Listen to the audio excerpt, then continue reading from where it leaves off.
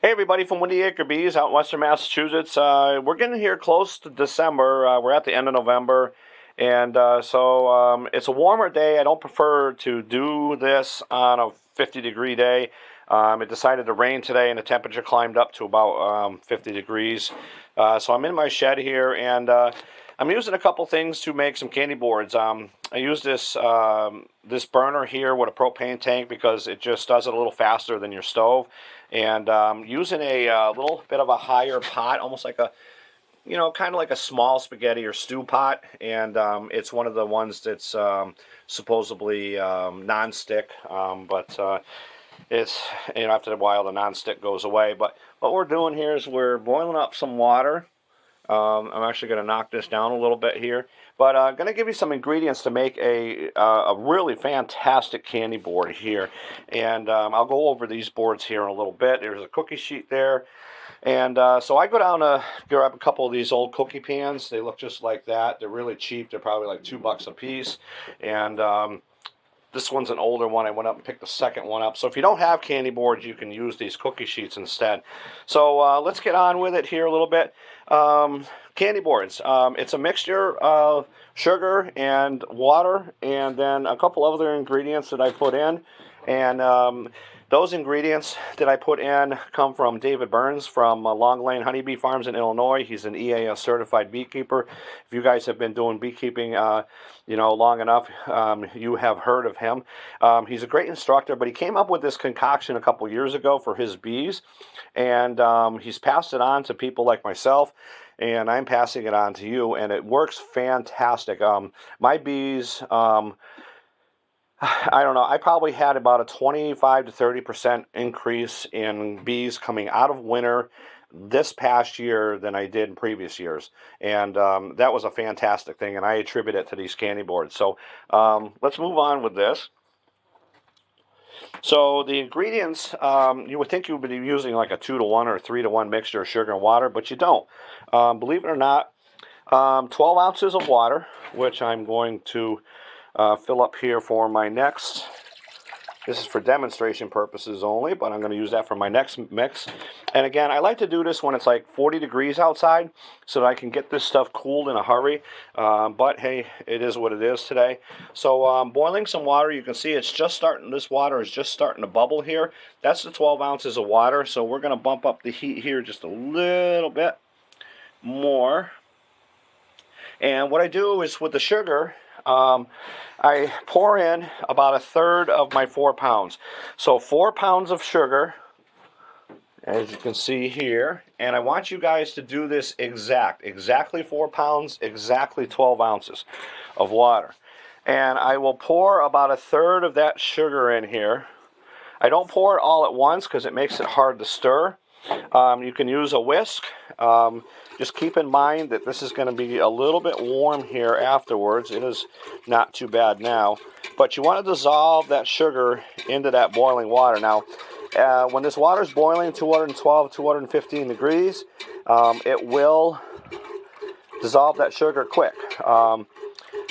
But the sugar, as you pour it in, will cool that water down to about 205 to 208 degrees. So when I pour a third in, I let it come back to a boil again.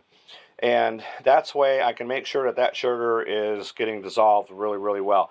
So basically, when you're done dissolving all that sugar, it's going to be kind of like a sandy consistency, a very fine sandy syrup consistency. Matter of fact, you can see it on here on this whisk here, and that's kind of what it looks like. So we're going to just let that boil just for a second, maybe about a minute, just to bring it back up, and it's already boiling quick. Again, if you use a burner like this just it makes the process a lot faster. If you do it on your stove, it's going to take probably about a half hour, 30 minutes to make a candy board. Whereas doing it this way, you can probably do it in about 10, 12 minutes or so once you have all your ingredients ready. So that's bubbling a little bit more again. So I'm going to pour another third of my sugar in here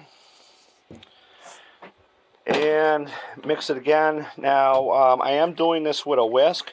I usually do it with that screw gun with a paint stirrer, and that's why I use a taller pot, so when it splatters around the edge, it doesn't make a mess all over the place. Make sure you put your screw gun on a slow speed, not fast. And just keep in mind, this is hot, and we're going to be getting this up to 250 degrees here in a few minutes. So wear a pair of mitts. It's not too bad now while we're dissolving the sugar, but afterwards you may want to wear a pair of mitts or use this sugar stirrer here. So I'm going to finish stirring this up and dissolving it, and we'll be back in a second. Okay, so now I have 4 pounds of sugar pretty much dissolved into 12 ounces of water in this pot here, and it's just starting to bubble up again. You gotta constantly stir this if you can, just so it doesn't really congeal too much and start setting up on the top. But at this point, now that we've boiled this 212 degrees, we are going to want to stick my candy thermometer, and it's got a little tab here that I set at 250 degrees. This candy thermometer you can pick up at Walmart, for a couple bucks. You can pick it up at Ocean State Job Lot, places like that. But you want a candy thermometer, something that goes up, at least to 400 degrees or so. And I placed that candy thermometer right inside there, just like that. And then the watch pot that never boils actually will boil. Again, I have this burner here, so at this point, I am going to dial it up just a little bit, and we want to get that candy up to that 250 degree mark. If it doesn't climb up within about 4 or 5 minutes to that 250, then I'll increase my heat a little bit. And that's my first 2 ingredients. My next 2, I don't have any feeding stimulant, which I got to go down and fix today, but this is lemongrass oil. It's an essential oil. You can pick this up at Walmart too. They say it's used for aromatherapy use only, and that is true. This doesn't have any of the other nutrients that my feeding stimulant has, which I prefer to use, so that's why I'm only going to make 3 of these candy boards today. I like to use that feeding stimulant because it has some other minerals in it for the bees. So as that's creeping up, my next ingredient with the lemongrass oil, which is only for a feeding stimulant, is just to draw them up to that candy board and give them something sweet smelling to have. I will add in some pollen substitute here. This is Ultra Bee. I also have Bee Pro. Either one is fine. Yes, too much pollen substitute will mess up the bees.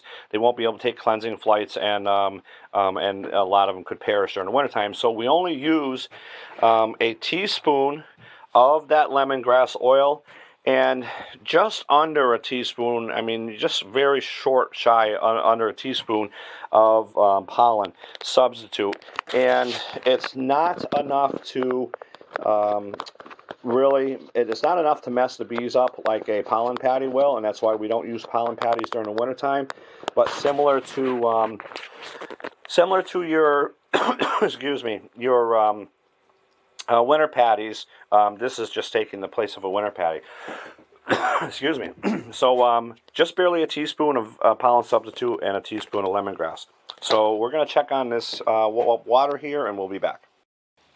So we're getting up close to that 250 degree mark here for this. It's boiling pretty good.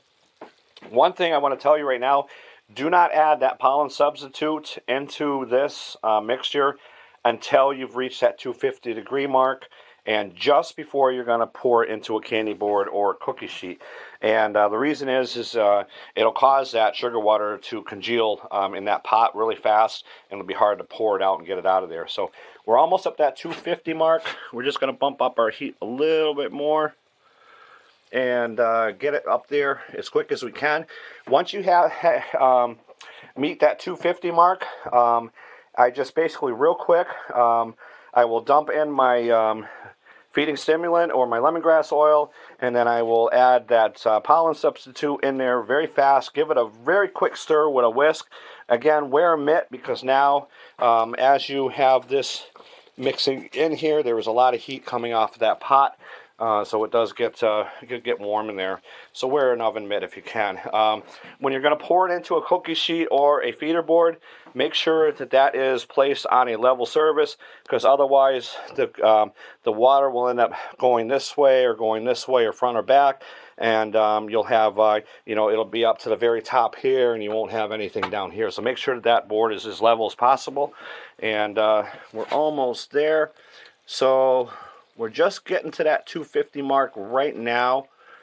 So I'm going to say it's going to be safe to say we're going to pop in that pollen substitute real quick. And again, a level teaspoon or just under a teaspoon. And I'll explain the pollen substitute reason for a minute. Then I'm going to pour in a teaspoon of lemongrass oil, just about a teaspoon, that's okay there. Now you can see how it's starting to foam in there really good. That is because of that pollen substitute. So while I'm just nearing that 250 mark, we're going to give this a quick stir. And that, just to mix in that pollen substitute and that lemongrass oil really good. So we're getting there. We are just hitting our 250 mark. So right now at that 250 mark, we don't want to go any more than a minute at 250 degrees. And I'm going to be right back because I need two hands to pour this in, and then we'll show you the end result. Okay, so now I have poured, let me get my whisk here. I poured that candy mixture board, candy mixture, but that candy mixture into my board real quick, and what you got to do is kind of fast. I'm just going to take my whisk. I'm going to make sure I got it all the way stirred around so that it's pretty even on all sides. Okay, just like that, and that is it. So I have, let's go over the ingredients one more time in case you didn't get it. We have 12 ounces of water, 4 pounds of sugar. Heat that water to 212 degrees. Dissolve your 4 pounds of sugar by thirds into the pot, and dissolve it the best you can. Take about 4 minutes or so to stir it and stir it and stir it, and get that sugar really dissolved in there as best as you can. And then bring it up to 250 degrees on your candy thermometer there. Once you get it up to 250 degrees, exactly 250, add in a little bit of a teaspoon of pollen substitute and feeding stimulant, and mix it really quick. Make sure you maintain that 250 degrees, and then take it off of, take your pot off and pour it into your candy board. And I'm going to show you what I did here. If you don't have candy boards, I took a no-stick cookie sheet here, and this was probably about, I don't know, maybe about 20-25 minutes ago. You can see how the top is already hardened up really good. So it'll be a little bit of a pain in the neck to get it out of this cookie sheet.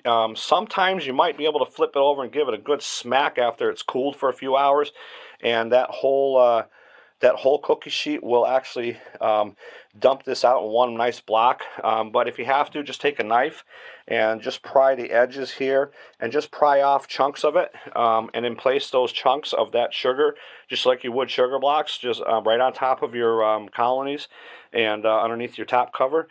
And leave it there for the winter. They will actually prefer to eat this stuff over their stores.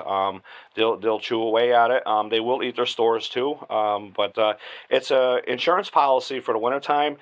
By the time winter's over with, you may only see a little bit in the middle chewed away, or you may see the whole candy board completely gone, depending on how many bees you have in your colony. Also depends on how many. Let's see how many warm days you had where they fed more as opposed to the cold days, so they might have fed a little less. But as you can see here, it's dried up nice and hard. Now you on warmer days, if you're doing this on a warm day like today, and after it cools off and sets up like this one here has, you can see this candy board here. It's already nice and hard already, all the way through. I can't even get my nail into it at all already, but it's nice, but it's got to cool off. I mean, it's still like around 100 degrees, so it's got to cool off a bit. But these candy boards, again, I got them from Long Lane Honeybee Farms, which is David Burns, and you can get them already pre-made, and then after that make your own mixtures. I bought some that were empty, and I bought some that were pre-made and used them up. As you can see, the bees really cleaned this one up pretty good last winter. But You place it upside down. You can see the entrance right here. And you place it upside down on your colony, just like that. And as they cluster upwards, they are going to get into that candy board. And if you were to look at the entrance, that's how small it is. If you see compared to my fingers here, how small that entrance is. Enough for them to come out and take cleansing flights on the nice days during the winter, and enough to let ventilation out. This candy board is an insulated board, so that just adds a big plus to the whole scheme of things for the winter time. So that's what we're up to today. We're making some candy boards. I have to go get a little bit more water, but tap this gently if you want. You can just see how it's setting up. And if it never set up good and it's still liquidy or a powdery, it's just not hard rock candy, then your ingredients were wrong. So you're going to have to start over. It's a crappy thing to do, but once or twice you are going to have to make another board. But follow these instructions to a T. I'll go over them again real quick. 12 ounces of water, boil it. Once you get it boiling, add 4 pounds of sugar and dissolve that sugar into that boiling water really well, the best you can, stirring it about, stirring it probably for about 3 or 4 minutes. And then now you want to bring that sugar water up to 250 degrees. Once you bring it up to 250 degrees, when it just gets there, add in a teaspoon of feeding stimulant, a teaspoon of pollen substitute, and that's it. And then once you stir that in really fast, take it off the heat, pour it into your cookie sheet, spread it around even. Same thing here. If you have a feeder board, put it on inside of your feeder board, your sugar candy board. Stir it around so it's all the way even around the edges. Make sure you're working with flat surfaces. Let it cool for several hours. And I usually do this, and then, if I'm going to do it the next day, I can put them on the next day. Or you can just store them in a shed or something out of the weather. Doesn't matter how cold it gets, just you can store them. And then on the cold days, if a warmer day, you might have some liquid build up on the edges here, or if you tilt it on end, you may have a little bit of liquid may roll out. That's perfectly fine. Don't worry about it, as long as that has set up nice and hard. And the way to get it to do that is you have to get it up to that 250 degrees. The pollen substitute issue, when you use winter patties, if you use them, the reason why I use these candy boards, they don't feed small hive beetles, and they don't draw them in at all. The small hive beetles can lay eggs, even during the wintertime, inside of that winter patty. So that's the reason why I don't use pollen patties or winter patties, is because of the small hive beetle issue. So the protein that they put in winter patties is very, very small amounts, and it is just to help the bees. We need protein as human beings, and so do bees too. It gives them, once they have exhausted their pollen in their colony, their winter stores, there's no protein left, so they could use a little bit of protein. It helps that queen, especially around the second week of January, when she starts laying eggs again. It gives her that protein, and it helps her to lay a little bit more brood than probably she normally would. And more brood that's going to start hatching in the end of January and going into February is more bees to replace bees that died. More bees in there have keep your hives starting to build up, keeps them warmer. And then we start getting into April, when they start flying and she starts laying even more eggs. It gives her a huge boost in her egg laying. Instead of coming out of wintertime with, let's say, going into wintertime with 40,000 bees, coming out of wintertime with 10 or 15, your potential is to come out with 20, 25,000 bees, once you do your first hive inspection at the end of April. So those are the ingredients. That's how I do it. That's how we do it. When you get all done, what I do is fill this pot up full of water. I got to add some more in there. Boil it for a little bit. It'll clean up that sugar water that's all caked on the side there. It'll dissolve it all, and then you can dump it outside somewhere and reuse your pot again. So if you guys have any questions, hit me up on Gab or in the comment section here. Go over to David Burns' website. It's Long Lane Honeybee Farms, or honeybeesonline.com. You can view his candy boards. He doesn't have any right now because he sells out of them wicked fast, and I can see why. But you can make it yourself. So that's what we're going to do. You can even, after about 5 minutes, you can just start to tap this. Remember, it's really hot, and you'll see how it's setting up really good. And that's your end result right there, a candy board. So everybody have a good rest of your week, and we'll talk to you soon.